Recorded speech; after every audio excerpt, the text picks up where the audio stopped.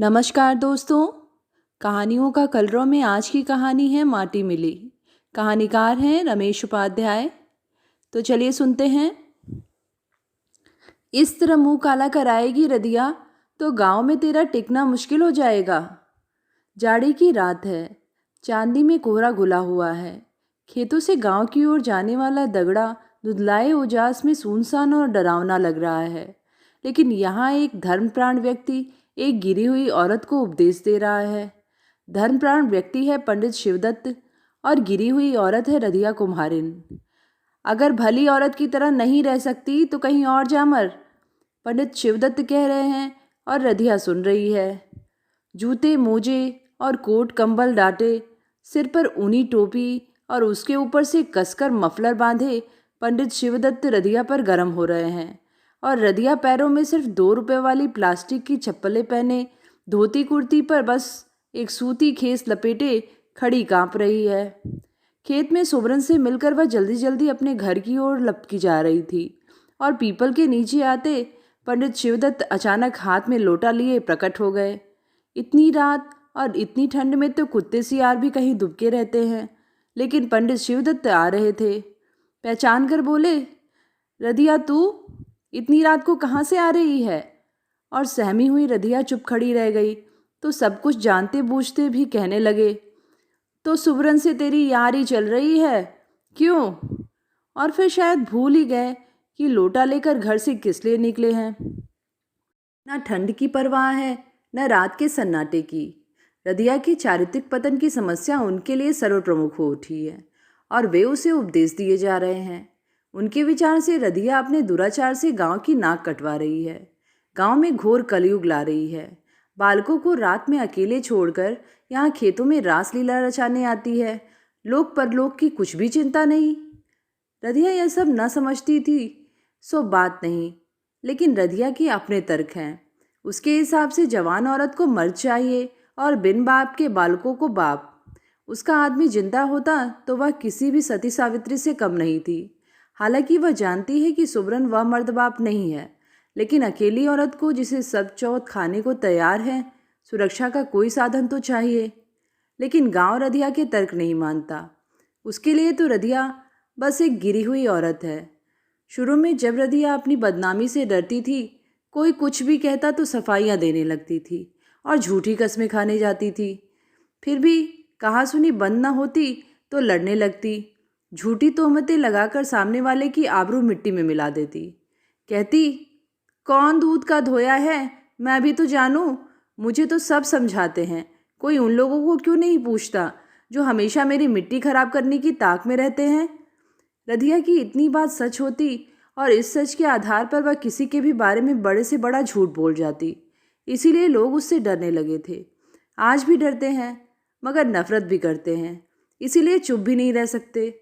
रदिया ने जब देखा कि गांव वाले के मुंह किसी तरह बंद नहीं हो रहे तो अपना ही मुंह बंद कर लिया।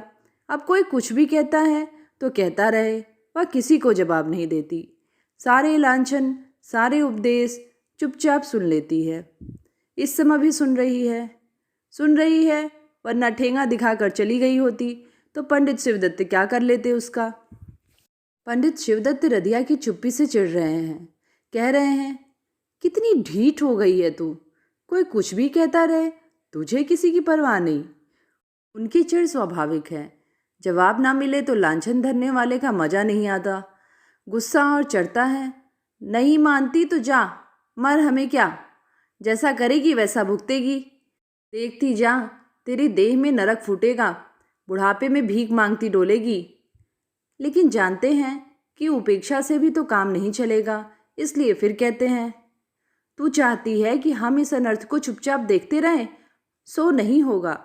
इसका मतलब तो यह है कि तू जो पाप करती है गांव की रजामंदी से करती है, पर गांव यह सब बर्दाश्त नहीं करेगा। पंच प्रधान लोग तेरा बहिष्कार करने की सोच रहे हैं। खैर चाहती है तो अब भी संभल जा। रदिया सुन रही है और चुप है। उसे गांव से निकाल देने की कोशिश आज से नहीं, तभी से चल रही है जब से वह विधवा हुई है। सरूपा कुमार मरा था तो लोगों ने अंदाजा लगाया था कि अकेली रदिया यहाँ नहीं रहेगी। गांव में कोई दूसरा घर कुम्हारों का नहीं है।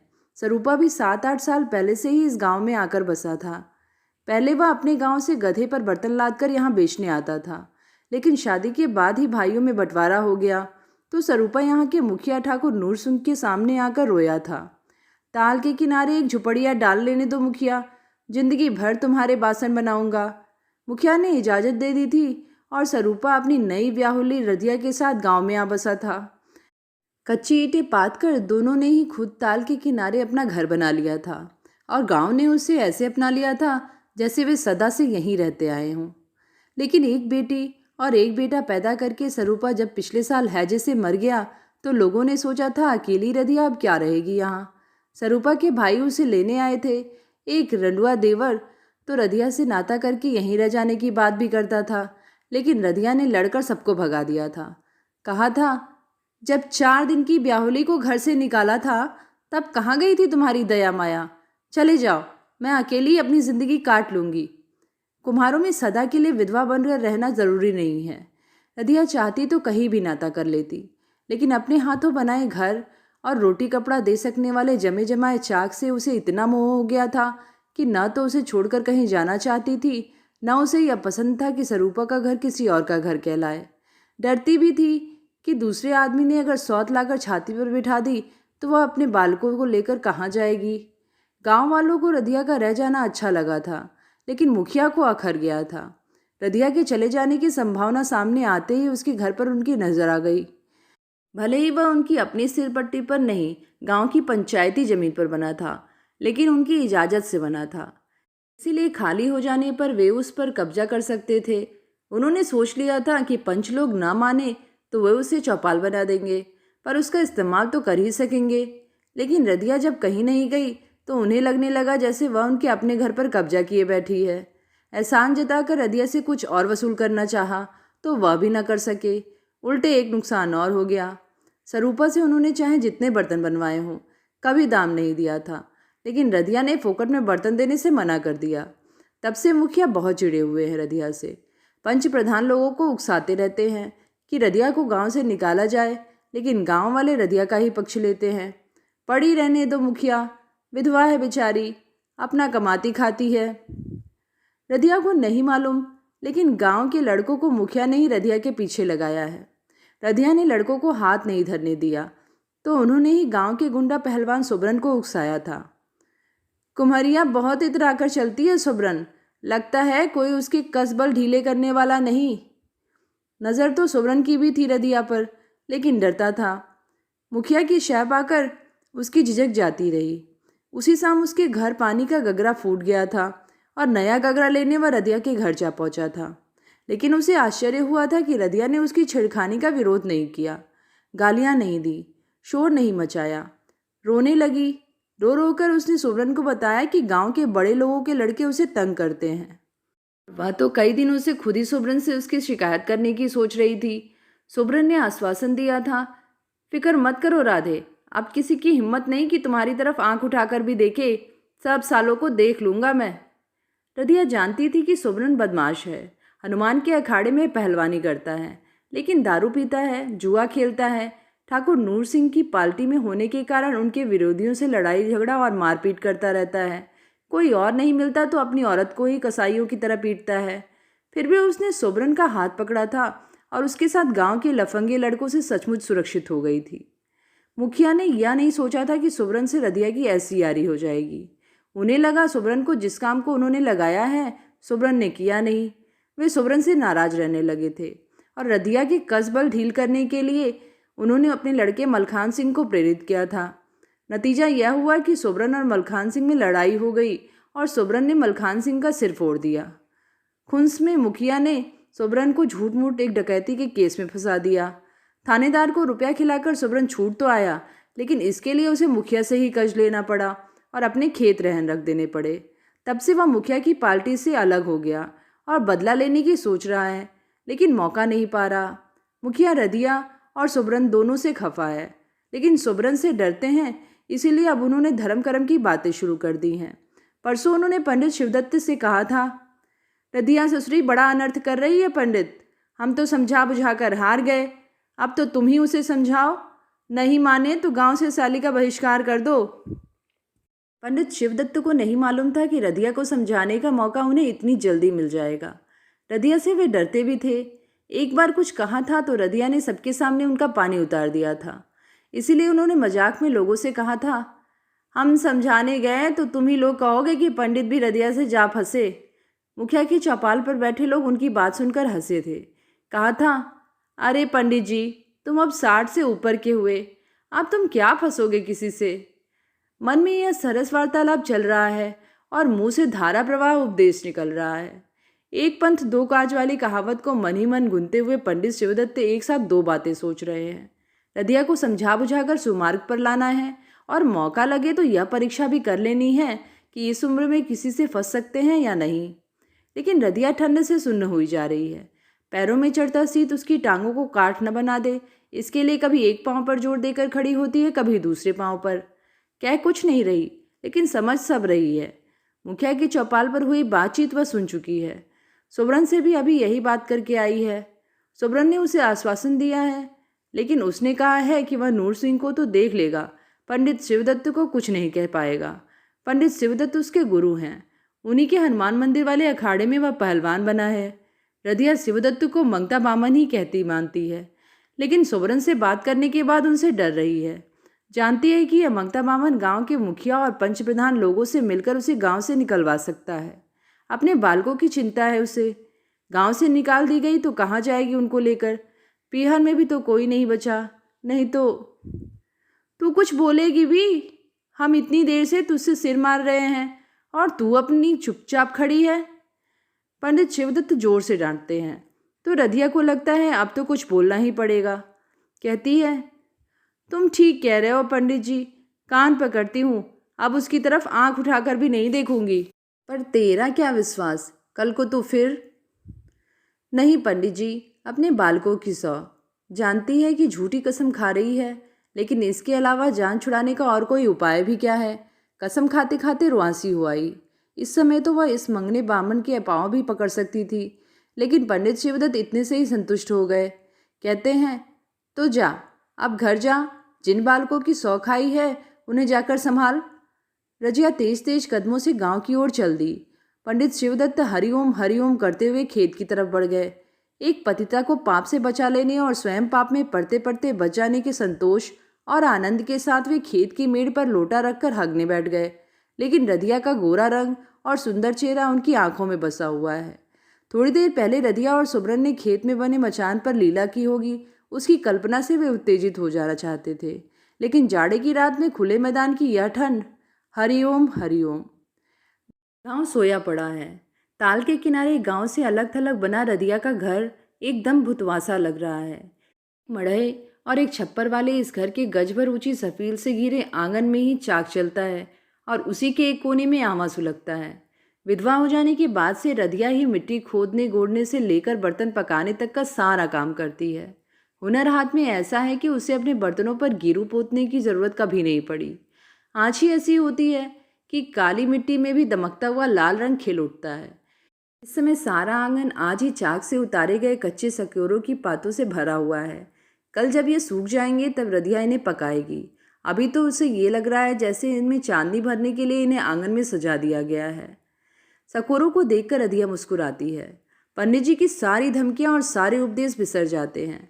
शाम की वह घड़ी याद आ जाती है जब वह यहीं बैठी चाक चला रही थी। थकान से उसकी कमर टूट रही थी जब सुब्रन ताल में बैलों को पानी खिलाकर खखारता हुआ घर के सामने से गुजरा था। रदिया समझ गई थी और काम खत्म करने के बाद वह बेहद ठंडी के बावजूद गर्म पानी और खुशबूदार साबुन से नहाई थी। बच्चों को खिला पिलाकर उन्हें सुलाते हुए खुद भी थोड़ी देर ऊँघ ली थी कि रात भी हो जाए और कुछ थकान भी उतर जाए। फिर अपने आप ही जागी थी। घर का दरवाजा भेड़कर दबे पांव निकल गई थी। खेत में सुब्रन उसकी प्रतीक्षा में जागता मिला था। रदिया ने मचान के नीचे पहुंचकर सियार की बोली उतारी थी और सुब्रन हुर्र करता हुआ फौरन उठ बैठा था। वह सुख मिट्टी हो चुका है। ठंड से कांपती हुई रदिया चुपके से घर में घुसती है। देखती है दोनों बच्चे चैन से सो रहे हैं। वह अपनी खाट पर रजाई में दुबक जाती है। रजाई ठंडी है और रदिया के पैर तो बर्फ हो रहे हैं। थोड़ी देर वह पंडित शिवदत्त की बातों पर विचार करती है, लेकिन उसे पता नहीं चलता कि कब रजाई भड़क गई, कब उसकी कपकपी बंद हुई और कब उसे नींद आ गई। पंडित शिवदत्त रधिया को समझाकर ही संतुष्ट नहीं हुए। न जाने उन्हें क्या सूझा कि जंगल झाड़े से निपटकर खाली लोटा लटकाए खेत की मेड़ मेड़ चलते हुए सुबरन के मचान तक जा पहुंचे। सुबरन खर्राटे भर रहा था। पंडित शिवदत्त की ललकारती सी आवाज़ सुनकर उठ जागा। लाठी संभालकर ऊपर से झांकता हुआ बोला, कौन है? और पंडित शिवदत्त को पहचान कर बोला, क्या बात है गुरुजी? कहता हुआ अपनी रजाई लपेटे नीचे उतर आया। मन में खटका तो हो रहा था कि पंडित ने शायद रधिया को यहाँ से जाते देख लिया है, लेकिन यह नहीं जानता था कि वे इस बात को इतना तूल देंगे। तुमको शर्म नहीं आती है सुबरन? पंडित शिवदत्त कोई भूमिका बांधे बिना लताड़ने लगे। घर में सुंदर सुशील बहू है, ठाकुर नेक सिंह जैसे मातबर आदमी के तुम लड़के हो। हमारे अखाड़े में 20 बरस ब्रह्मचारी रहकर तुमने पहलवानी और हनुमान पूजा की है, और एक नीच कुम्हारिन पर अपना ईमान बिगाड़ लिया है तुमने, हैं? सुबरन कुछ बोला नहीं, पर उसे हंसी आ गई। आधी रात को इतनी ठंड में और इस तरह सुनसान खेत में आकर सुबरन को सोते से जगाकर पंडित जी यह सब कहेंगे, यह बात उसे बहुत ही मज़ेदार लगी। लेकिन पंडित शिवदत्त पगला रहे थे। पहले वे रधिया की निष्ठा बताते रहे, फिर न जाने क्या हुआ कि बोले, रधिया के पास ऐसा क्या है जो तुम्हारी बहू के पास नहीं है? इसके बाद वे रधिया के अंग प्रत्यंग की तुलना सुबरन की बहू से करने लगे। अपने जाने वे सुबरन को सुमार्ग पर लाने के लिए ही ऐसा कर रहे थे, लेकिन सुबरन को उनके मुंह से रधिया की छातियों के साथ अपनी बहू की छातियों का बखान अच्छा नहीं लगा। उसे गुस्सा आ गया। उसने अपनी रजाई उतार फेंकी और पंडित शिवदत्त को उठाकर खेत में पटक दिया। पंडित शिवदत्त चिल्लाए। सुबरन ने उनका मुंह बंद कर दिया और बुढ़ऊ कहीं मर न जाए इस डर से उन्हें पीटने के बजाय झकझोर कर बोला, कहे देता हूँ पंडित, आगे कुछ बोले तो जबान खींच लूँगा। सुबरन को समझ क्या रखा है तुमने? अब खैर चाहते हो तो चुपचाप चले जाओ यहाँ से। पंडित शिवदत्त लपलपाते हुए उठकर चले भागे। 62 की उम्र हुई, आज तक इतना अपमान उनका कभी नहीं हुआ। भृगु, विश्वामित्र, दुर्वासा जैसे तमाम क्रोधी ऋषि मुनियों को याद करते हुए वे खेत से निकलकर दगड़े में आए और घूमकर खड़े हो गए। मचान के नीचे सुबरन अभी भी खड़ा था। ठाकुर के लौंडों ने ब्राह्मण पर हाथ उठाया। पंडित शिवदत्त को अपने अंदर परशुराम की आत्मा उतरती महसूस हुई और उन्होंने खाली लोटे के फरसे की तरह उठाकर चिल्लाते हुए प्रतिज्ञा की, तेरा वंश न मिट दिया तो नाम शिवदत्त नहीं। खेत में छाई खामोशी पर तैरते उनके शब्द दूर खड़े सुबरन तक पहुंचे और वह दगड़े की तरफ बढ़ा, लेकिन उसकी आकृति हिलती दिखाई दी तो पंडित शिवदत्त फिर से पकड़ लिए जाने के डर से गिरते पड़ते गांव की तरफ भागे। पंडित शिवदत्त चले गए, पर सुबरन को नींद नहीं आई। बीड़ी फूंकता रहा। सुन रहा है नीचे खेत में कोई जानवर घुस आया है, चल रहा है, लेकिन वह उसे भगाने के लिए उठ नहीं पाया। लड़ाई झगड़ा उसके लिए नई चीज़ नहीं, लेकिन पंडित शिवदत्त पर हाथ उठाना उसे अखर रहा है।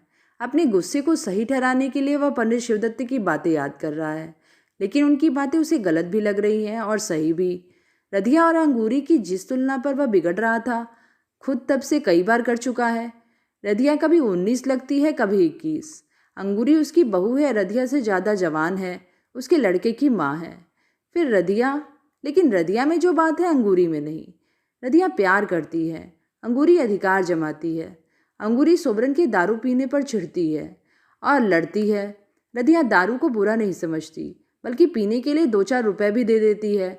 आज भी 3 रुपए दे गई है, लेकिन सुबरन को लगता है आज बात सिर्फ देह और दारू की नहीं है, बात कुछ और है। लेकिन क्या? उसे रधिया की बातें याद आ रही हैं। मुखिया उसे गांव से निकाल देने की फिराक में है, यह सुबरन भी जानता है, लेकिन वह इसमें क्या कर सकता है? रधिया का कोई कानूनी हक तो यहाँ है नहीं, और होता भी तो क्या, कानून तो पैसे का ही है सब। मेरे ही मामले में क्या हुआ? जब सुबरन उनसे अपनी ही लड़ाई नहीं लड़ पा रहा है, रधिया के लिए कैसे लड़े? मगर उसकी यह कमजोरी रधिया जाने या सुबरन को मंजूर नहीं। वह कौन होती है उस पर ताना कसने वाली कि वह कुछ नहीं कर सकता? अरे जब मैं कह रहा हूँ कि मैं सब देख लूँगा तो विश्वास कर, नहीं करती तो मर। उस मास्टर साले को बीच में क्यों लाती है? दरअसल गुस्सा सुबरन को मास्टर पर ही था। मारे गए पंडित शिवदत्त।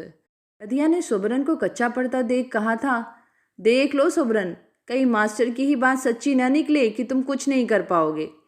सुबरन ने रधिया को डांट दिया था, उस पाजी की बात मत करो राधे, मैं उसका नाम भी तुम्हारे मुंह से नहीं सुनना चाहता।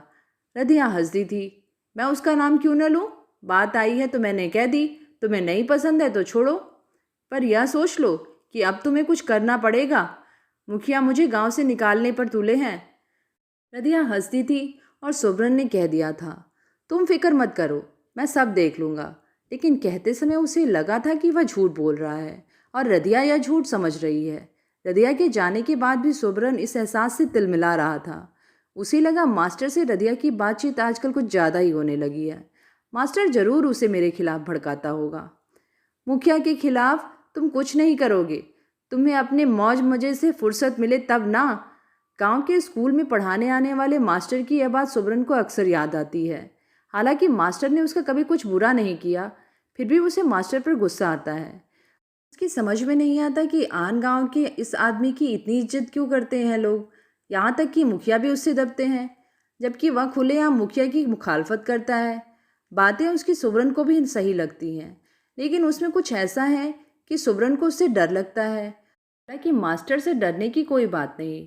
मास्टर जब भी मिलता है हंसकर बात करता है, लेकिन उसकी बातों में कुछ ऐसा होता है कि सुब्रन उसके सामने खुद को बहुत छोटा और कमज़ोर समझने लगता है। यह चीज़ उसे तिलमिला देती है। तिलमिलाकर वह गुस्से से भर उठता है। गुस्से में किसी से लड़ाई झगड़ा कर लेता है। कोई और नहीं मिलता तो अंगूरी को ही पीट देता है, अपने लड़कों को ही मार बैठता है। फिर भी तिलमिलाहट नहीं जाती। दारू पीता है, रधिया को भोगता है, फिर भी नहीं। भीतर एक आग सी लगी रहती है। सोचता है जब तक नूर सिंह से बदला नहीं ले लेगा यह आग नहीं बुझेगी। लेकिन मुखिया नूर सिंह रात बिरात कभी निकलते नहीं हैं। इसी उधेड़बुन में पड़ा सुब्रन जागता रहा और बीड़ियाँ फूंकता रहा। उसके लिए यह एक अजीब और परेशानी वाली बात थी। वह कभी उधेड़बुन में नहीं पड़ा। चिंता और पहलवानी का कोई साथ नहीं। हार कर सुब्रन ने सीधी बात सोच ली। सुबह होते ही वह पंडित शिवदत्त के पास जाएगा, उनके चरण छूकर क्षमा मांगेगा। रधिया को जो होना हो सो हो, उसकी परवाह नहीं करेगा। सुब्रन ने उसकी रक्षा का ठेका थोड़े ही ले रखा है। मास्टर के गुण गाती है तो जा मास्टर से मदद मांग। मास्टर की भक्तिन, साले को मारा नहीं तो नाम सुब्रन नहीं। सुबह रोज किसी सुबह थी। रात को जो घटना खेत में घट गई थी उसका रंचमात भी प्रभाव रधिया के मन पर नहीं था। आंख खुलने पर राधे राधे कहकर बातें करने वाली सुब्रन की आवाज़ उसके कानों में जरूर गूंज उठी। जंगल में खड़े पंडित शिवदत्त का उपदेश भी उसे याद आया था, लेकिन इस सब को उसने मन पर टिकने नहीं दिया था।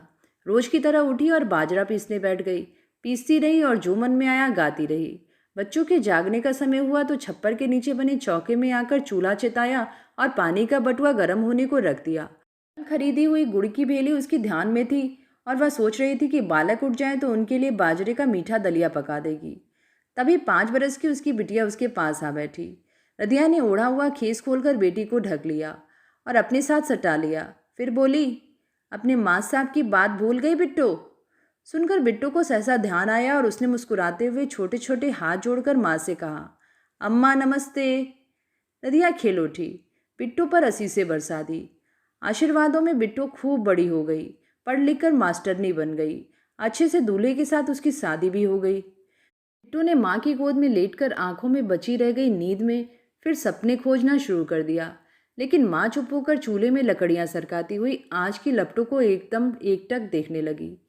माँ का सपना बहुत बड़ा है, इसीलिए खुली आंखों से देखना पड़ता है उसे। वह जानती है कि एक मेहनत मजूरी करने वाली नीच जात अकेली विधवा को अपने बच्चों को पढ़ा लिखा कर किसी लायक बनाने का सपना नहीं देखना चाहिए, लेकिन वह देखती है। वह जानती है कि उसका सपना कहीं भी टूट सकता है या तोड़ दिया जा सकता है, लेकिन कच्चे बर्तन टूट जाएंगे इस डर से क्या बर्तन कोई बनाना छोड़ देता है।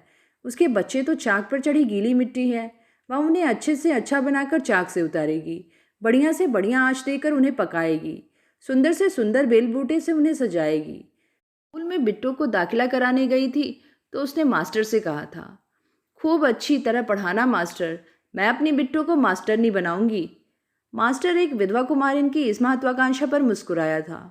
मूँछों में हंसते हुए उसने कहा था, सो तो ठीक है रदिया, लेकिन यह ठहरी लड़की जात, मास्टरनी बन गई तो क्या इसकी कमाई तुम्हारे हाथ आएगी? रदिया बात समझकर भी तिलमिलाई नहीं, हंसकर कहा, इतने गगरे सुराइयाँ बनाती हूँ मास्टर, सबका ठंडा पानी मैं ही पीती हूँ क्या? और तुम भी तो यही काम करते हो।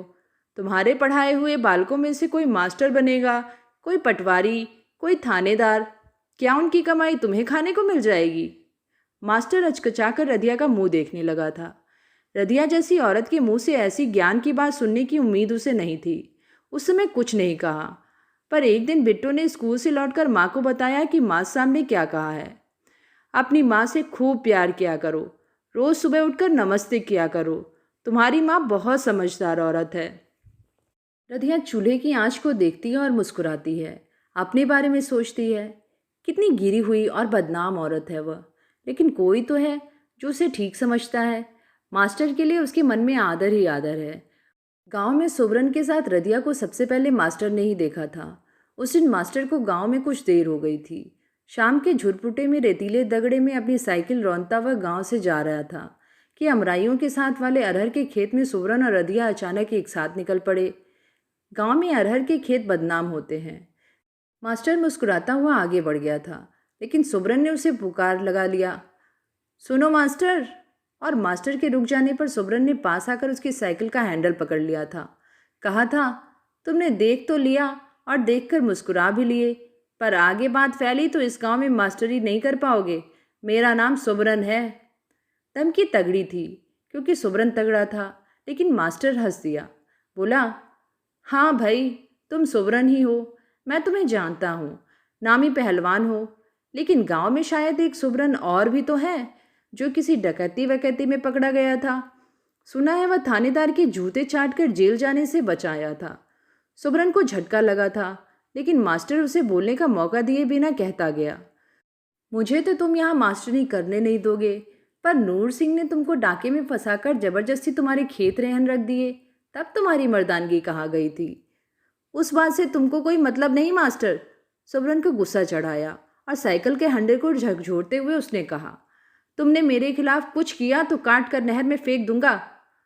तुम्हारा क्या ख्याल है, मैं तुम्हारे खिलाफ क्या करूंगा?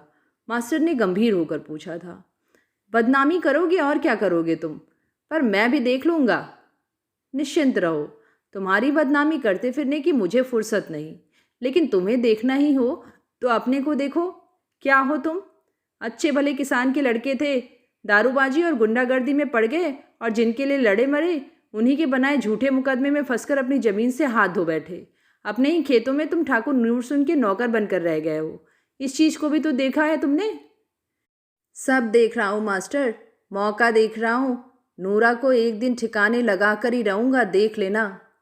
देख लिया देख लिया, मुखिया के खिलाफ तुम कुछ नहीं करोगे, तुम्हें अपने मौज मजे से फुर्सत मिले तब ना। कहते हुए मास्टर ने सुबरन का हाथ पकड़कर अपनी साइकिल के हैंडल से हटा दिया था। राधिका देखती रह गई थी। सुबरन कुछ नहीं बोल पाया था। सुबरन को किसी के सामने इतना फीका पड़ते राधिका ने कभी नहीं देखा था। उसे आश्चर्य हुआ था। उसने सोचा था, अगर वह पढ़ी लिखी होती तो कहीं मास्टरनी होती तो क्या उसे किसी से डरना पड़ता। उस दिन से रदिया मास्टर की इज्जत करने लगी थी और उसे अपनी बिट्टू को मास्टरनी बनाने की धुन सवार हो गई थी। और जिस दिन से रदिया ने बिट्टू के मुंह से मास्टर द्वारा की गई अपनी प्रशंसा सुनी है, वह उसका और भी आदर करने लगी है। मास्टर सुबह शाम गांव में आते जाते रदिया के घर के सामने से ही गुजरते हैं। स्कूल पास में ही है। रदिया से दो चार बातें भी कर लेते हैं। एक दिन उसने पूछा था, सुबरन तुम्हें कैसा आदमी लगता है रदिया? मेरे लिए तो अच्छा ही है मास्टर। उसे दारू पानी के लिए पैसे तुम देती हो? कभी कभार हाथ में कुछ रह जाता है तो। रदिया सकुचा गई थी। उस दिन मास्टर से न जाने क्यों उसे कुछ डर सा लगा था, लेकिन मास्टर ने फिर और कुछ नहीं पूछा, मुस्कुरा कर रह गया था। रदिया का मन हुआ था कह दे, सुबरन का हाथ मैंने अपनी हिफाजत के लिए पकड़ा है मास्टर। गांव के लोगों को तो तुम जानते हो, उसका बस चले तो उन्हें चौंध कर खा जाए। सुबरन बदमाश आदमी है, उससे सब डरते हैं, इसीलिए उसकी होकर रहती हूँ, इसीलिए चार पैसे भी उस पर खर्च कर देती हूँ। लेकिन मास्टर से यह सब बातें ना कर पाई। मास्टर इतना विद्वान आदमी है, क्या इतनी बात नहीं समझता होगा? सुबरन की बहू को यह सब मालूम है? मास्टर ने पूछा था। मालूम है, एक दिन आकर मुझसे लड़ी भी थी, पर सुबरन ने उसे पीट दिया था, फिर नहीं आई। हाँ, राह बाट कभी मिल जाती है तो गालियाँ देती है। ऐसा कब तक चलेगा रदिया? जब तक जिंदा हूँ, जब तक ये हाथ गोड़ चलते हैं, तब तक ऐसा ही चलेगा मास्टर। मेरे लिए दुनिया में और कहीं ठौर नहीं है, बस ये बालक पल जाएं, कुछ पढ़ लिख जाएं, रदिया ने कहा था। और फिर एकाएक पूछ लिया था, बिट्टू कुछ पढ़ती पढ़ाती है कि नहीं? पढ़ती तो है, पढ़ाने भी लगेगी कभी। मास्टरनी बन जाएगी। तुम बनाना चाहती हो तो क्यों नहीं बनेगी, तुम मास्टरनी की अम्मा ज़रूर बनोगी। तब से मास्टर रदिया को मास्टरनी की अम्मा कहने लगा है। रदिया को उसका मजाक अच्छा लगा था। एक दिन उसने भी मजाक में कहा था, तुम इतने बड़े ऊंची जाति के और बाल बच्चों वाले ना होते और मेरी बिट्टू बड़ी होती तो उससे तुम्हारा ब्याह कर देती, फिर बिट्टू को मास्टरनी बनाए बिना ही मास्टरनी की अम्मा बन जाती। मास्टर ने रदिया को झिड़क दिया था। कहा था, क्या बात करती हो, बिट्टू मेरी लड़की की उम्र की है। एक दिन इसी तरह हंसते और बातें करते उन्हें किसी ने देख लिया था और सुब्रन से जाकर कह दिया था। सुब्रन ने रदिया पर गुस्सा किया था। कहा था, अब मास्टर से आंख लड़ाने लगी हो। रदिया नाराज हो गई थी। धारदार जबान से कह दिया था, होश की बातें करो सुब्रन, अव्वल तो ऐसी कोई बात नहीं है, और हो तो भी मैं तुम्हारी ब्याहता नहीं हूँ, तुमसे कुछ लेती नहीं हूँ, तुम्हें कुछ देती ही हूँ। कहने को कह दिया था, लेकिन कहने के बाद डर गई थी। सुब्रन कहीं कुछ कर न डाले, इतनी बात कौन मर्द बर्दाश्त करेगा। लेकिन सुब्रन बेशर्म सा हंस दिया था और उस समय उसे वह एकदम नामर्द सा लगा था और रदिया को अपनी चिंता हो गई थी। मुखिया अगर मुझे गांव से निकाल देने पर तूल जाए तो क्या यह मुझे बचा लेगा, और कोई सहारा न देख उसने अपने डर को मन में ही दबा लिया था। लेकिन उस रात सुब्रन के साथ का सुख रदिया को सुख सा नहीं लगा था। कल रात भी कुछ कुछ ऐसा ही। अंदर से छोटे बच्चे के जागकर रोने की आवाज़ सुनकर सोच में डूबी रदिया का ध्यान भंग हो गया। गोद में ऊँगती बिट्टू को जगाकर उसने कहा, उठ बिट्टू, लाला जाग गया है, तू यह गर्म पानी पी ले, हाथ मुंह धोकर स्कूल जाने को तैयार हो। मास्टर ओसबी के दंगले में साइकिल चलाता हुआ खेतों के बीच से निकलकर गांव की तरफ आ रहे हैं। तेजी से चलती हुई उनकी सांस धुएं की शक्ल में बाहर निकल रही है। 9 बजने वाले हैं और धूप निकल आई है, लेकिन रात कोहरा इतना घना पड़ा है कि अभी तक नहीं छटा। मास्टर ताल की ओर देखता है। कोहरे को भेद कर जल तक पहुंची किरणों का दृश्य उसे अच्छा लगता है। मास्टर मुग्ध होकर ताल की तरफ देख रहा है, इसीलिए देख नहीं पाया कि सुब्रन कब सामने आ गया, कब उसने पास आकर उसकी साइकिल को पकड़ लिया। मास्टर ने चौंक कर देखा और दारू की तीखी गंध उसके नथुनों में घुस पड़ी। कोई और होता तो डर जाता, लेकिन मास्टर को सोबरन से डर नहीं लगता। सामने सोबरन आता है तो मास्टर को हंसी आने लगती है। सोचता है, यह बैल कभी नहीं समझ पाएगा कि इसकी जिंदगी किस तरह बर्बाद हो रही है। पंडित शिवदत्त के धर्म और ठाकुर नूर सिंह की राजनीति के मिक्सचर ने इसे एक तरफ निहायत बोर्डम, निकम्मा और डरपोक बना दिया है, तो दूसरी तरफ एकदम लंपट, हिंसक और दुस्साहसी। ऐसे लोगों से किस तरह पेश आया जाता है मास्टर को खूब मालूम है। सुब्रन की चर्चा चलने पर वह कहा करता है, ऐसे लोगों से डरे तो मरे। आज सुबह सुबह कहाँ से पी आए ठाकुर सुब्रन सिंह? मास्टर ने साइकिल से उतरकर मुस्कुराते हुए कहा। लगता है रदिया आजकल पैसे कुछ ज़्यादा देने लग गई है। क्षण भर पहले तक सुब्रन का ख्याल था कि मास्टर को मारेगा, इतना मारेगा कि मास्टर इस गांव में आना भूल जाएगा। वह काफ़ी देर से पुलिया पर बैठा मास्टर की ही प्रतीक्षा कर रहा था, जिसकी बातों ने उसे सारी रात सोने नहीं दिया था। रात को ही उसने एक सीधी बात सोच ली थी। रदिया के ख्याल के साथ मास्टर का ख्याल आता है और यह ठीक नहीं है, इसीलिए वह मास्टर को मारेगा। इसके लिए कुछ भी सोचना जरूरी नहीं था। रात को रदिया 3 रुपए दे गई थी। खेत से उठकर सोबरन सुबह सीधा छिद्दा के घर चला गया था, जिसके यहाँ कच्ची दारू खिंचती है और बिकती है। 3 रुपए में जितनी आ सकती थी खड़े खड़े पीकर सोबरन चला आया था और मास्टर को मारने के लिए पुलिया पर बैठकर उसकी प्रतीक्षा करने लगा। लेकिन मास्टर की बात सुनकर वह भौचक सा बस उसे देखता रह गया। न हाथ उठा, न मुंह से कोई गालियाँ निकली। उसे लगा यह सुबह सुबह ठंड में खाली पेट नशा कर लेने के कारण है। पुलिया पर बैठो और धूप खाओ, मास्टर ने कहा और साइकिल खड़ी कर दी। सुब्रन के हाथ से हैंडल छुड़ाया और उसे पकड़कर पुलिया पर ले आया। बिठाकर चलने लगा था कि सुब्रन औदे मुंह उसके पैरों पर गिर पड़ा। मास्टर ने समझा नशे के कारण गिर गया है। उठाने की कोई ज़रूरत नहीं समझकर उसने अपने पैर खींच लिए, लेकिन देखा कि सुब्रन उसके पैर पकड़े हुए है और कह रहा है, मुझे माफ़ कर दो गुरुजी, अब कभी तुम पर हाथ नहीं उठाऊंगा। मास्टर मुस्कुराया, बोला, चलो कर दिया माफ़, अब उठो। नहीं नहीं, पहले वचन दो, वचन। क्या वचन लेना चाहते हो मुझसे? नहीं, पहले वचन दो, वचन। अच्छा वचन दिया, अब बोलो क्या चाहते हो? कुछ देर मास्टर उत्तर की प्रतीक्षा में खड़ा रहा। कोई जवाब नहीं आया तो उसने झुककर सुब्रन को उठाया। सुब्रन की आंखें बंद थीं, मुंह में दगड़े की धूल भरी हुई थी। वह या तो सो गया था या बेहोश हो गया था। उसे वहीं छोड़कर मास्टर गांव की तरफ चल दिया। रदिया का घर रास्ते में ही पड़ता है और स्कूल जाने के लिए तैयार बिट्टू अक्सर मास्टर को घर के बाहर खड़ी मिलती है। बिट्टू को अपने साथ स्कूल ले जाना मास्टर का नियम सा बन गया है। लेकिन यह क्या, आज बिट्टू नहीं, राधिया के घर के सामने गांव के कई लोग खड़े दिखाई दे रहे हैं। पंडित शिवदत्त, चौधरी राम सेवक, मुखिया नूर सिंह और भी कई लोग। घूंघट वाली एक औरत हाथ नचा नचा कर ऊंची आवाज में रदिया को गालियां दे रही है। तेरे बालकों को सांप डस जाए, नास पिटी नागिन, रंडी छिनाल, मेरा ही आदमी रह गया था तेरी आग बुझाने को। मास्टर ने साइकिल से उतरकर देखा। रदिया छोटे बच्चों को गोद में चिपकाए और एक बांह से बिट्टू को अपने से सटाए अंदर दरवाजे के पास खड़ी भैंसे कांप रही है। पंडित शिवदत्त ने बिना पूछे ही मास्टर को बता दिया कि गालियां देने वाली औरत सुबरन की बहू है, कि रात को उन्होंने अपनी आंखों से रदिया को सुबरन के खेत में देखा था। सुबह खेत से घर नहीं लौटा और खेत पर भी नहीं है। मास्टर को स्थिति से अवगत कराने के बाद पंडित शिवदत्त रदिया की ओर मुड़ गए। अब बोलती क्यों नहीं, कहाँ भेज दिया है सुबरन को?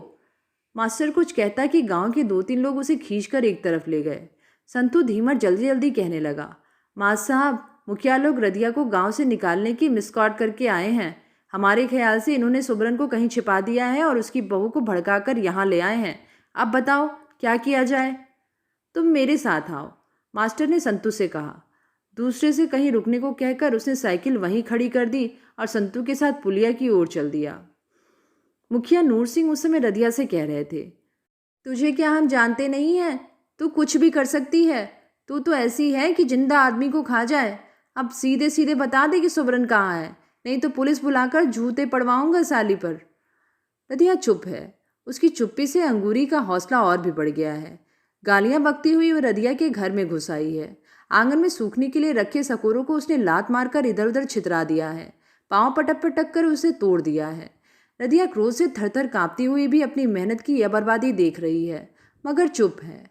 अपनी जगह से हिल भी नहीं पा रही। बच्चों को उसने और ज़्यादा अपने पास हटा लिया है। शायद वह खतरे को भाप गई है कि अंगूरी अब उसके बच्चों को झपटने वाली है। लेकिन उसकी समझ में यह बात नहीं आ रही है कि जब रात को वह सुबरन को अच्छा भला छोड़ आई थी तो सुबह होते ही वह कहाँ चला गया, क्यों चला गया, और चला गया तो क्या इसका दुख रदिया को नहीं होगा? जिसकी छाया वह में अपने को सुरक्षित समझती है, उसे वह कहाँ भेज देगी, क्यों भेज देगी? फिर ये लोग उसके पीछे क्यों पड़े हैं? रदिया के कच्चे सकोरों को चूर चूर करने के बाद अंगूरी रदिया पर झपटी और गोद के बच्चे को छीनने लगी।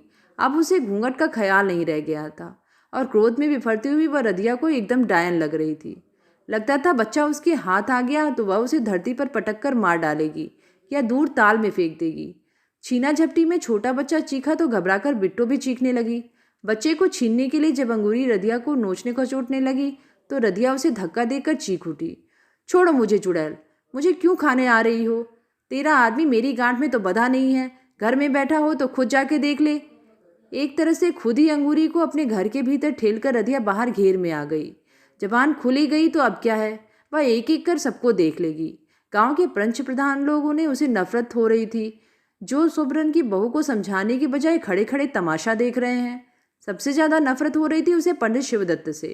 रात को कैसे उपदेश दे रहे थे और अब झूठा इल्जाम लगा रहे हैं कि मैंने सुबरन को कहीं भगा दिया है। मैं कहाँ भगा दूंगी उसे?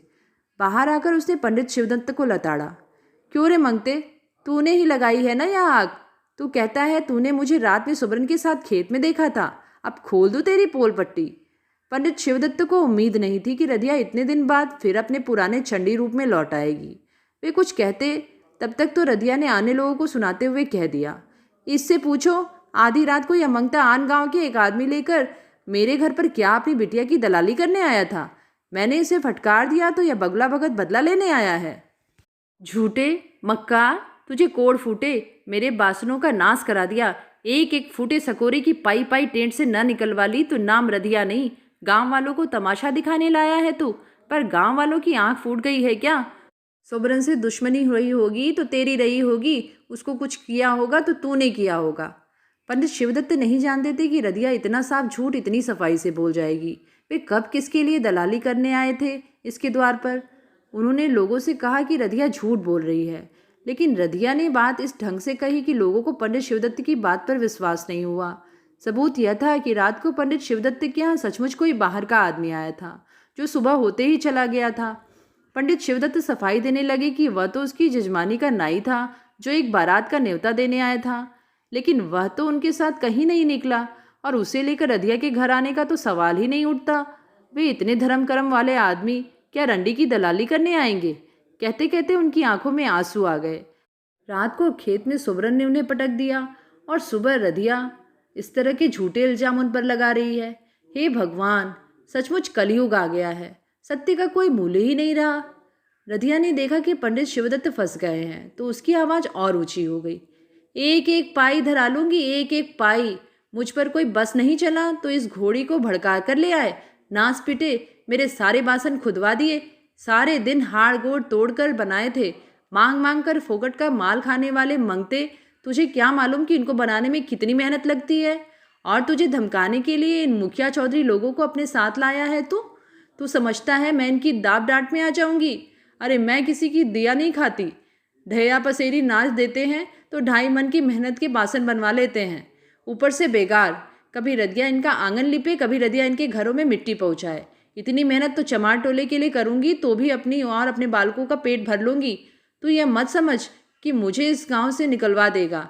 यहाँ सब कितने बड़े धर्मात्मा है सो मैं खूब जानती हूँ। कहे तो एक एक के गुण बखान दूँ। चलो भाई चलो, अब रधिया किसी को नहीं बोलने देगी। चौधरी राम सेवक ने मुखिया नूर सिंह से कहा। मुखिया नूर सिंह पंडित शिवदत्त को हाथ पकड़कर बोले, छोड़ो पंडित, तुमको बहन हो गया होगा। रधिया की जगह किसी और को देख लिया होगा तुमने। पंडित शिवदत्त की स्थिति बड़ी विचित्र हो गई थी। अब वहाँ से चल देने में ही उन्हें कुशल दिखाई दी, लेकिन सुबरन की बहू उन्हें खिसकते देख आगे बढ़ाई। सुबरन को रधिया के घर में न पाकर वह कब की बाहर निकल आई थी और चुपचाप खड़ी हुई नासमझ सी यह सब देख सुन रही थी। अब वह पंडित शिवदत्त की ओर लपकी। जाते कहाँ हो पंडित? पहले यह बताओ कि मेरा आदमी कहाँ है? यह रहा तुम्हारा आदमी। मास्टर की आवाज़ ने सबको चौंका दिया। सबने देखा नशे में धुत सुबरन को एक एक बाँह से कंधे पर उठाए मास्टर और संतू धीमर उसे घसीटते ले आ रहे हैं। पुलिया के पास पिए पड़ा था, संतू ने कहा और सुबरन को वहीं जमीन पर डाल दिया। अंगूरी सुबरन को देखकर सिहर गई। उसने घूंघट खींच लिया और जहाँ की तहाँ खड़ी रह गई। क्या कहे करे उसे कुछ नहीं सूझा। ले जाओ भाई, कोई इसे इसके घर पहुँचा दो, मुखिया ने कहा, लेकिन कोई आगे नहीं आया। संतू हाथ झाड़ चुका था और मास्टर अपनी साइकिल थाम चुका था। बाकी लोग मुखिया से नज़र बचाकर मास्टर की तरफ देख रहे थे। स्थिति समझकर मुखिया ने कहा, मास्टर तुम कहो, कोई 2 आदमी इसे उठाकर इसके घर ले जाए। मास्टर का इशारा पाकर जवाहर, नाई और सीतो मुसहर ने सुबरन को उसी तरह कंधों पर डाला और घसीट ले चले। सुबरन की बहू भी चुपचाप उनके पीछे चली गई। कोई बात न बात की जड़, किसी ने कहा और अपनी साइकिल से टिके खड़े मास्टर को छोड़कर बाकी सब लोग भौचक, डरे सहमे और बेवकूफ़ से बने वहाँ से चल पड़े। मास्टर चकित सा खड़ा था और रधिया के चेहरे पर बदलते भाव को पढ़ रहा था। फिर आंगन में फूट पड़े कच्चे सकोरों की ओर देखते हुए उसने कहा, आज तो तुम्हारा बहुत नुकसान हो गया मास्टरनी की अम्मा। नहीं मास्टर, या कोई नुकसान नहीं, रधिया ने कहा और बिट्टो को मास्टर के पास छोड़कर गोद के बच्चों को चूमते हुए भीतर चली गई। जब वह मुड़ी थी, मास्टर ने उसकी डबडबाई आंख में चमकता एक आंसू देख लिया था। मास्टर कुछ पल ठिठका सा खड़ा रहा, फिर बिट्टो के साथ स्कूल की तरफ चल दिया। रधिया भीतर जाकर बच्चे को सीने से लगाए फूट फूट कर रो रही थी। वह रो रही थी और अपने को ही कोस रही थी। माटी मिली, तूने हाथ भी पकड़ा तो किसका? तो ये थी कहानी माटी मिली। कहानी आप सबको कैसी लगी नीचे कमेंट में लिख के ज़रूर बताइएगा। आगे भी ऐसी कहानियाँ सुनते रहने के लिए चैनल को सब्सक्राइब, लाइक और शेयर करिएगा। धन्यवाद।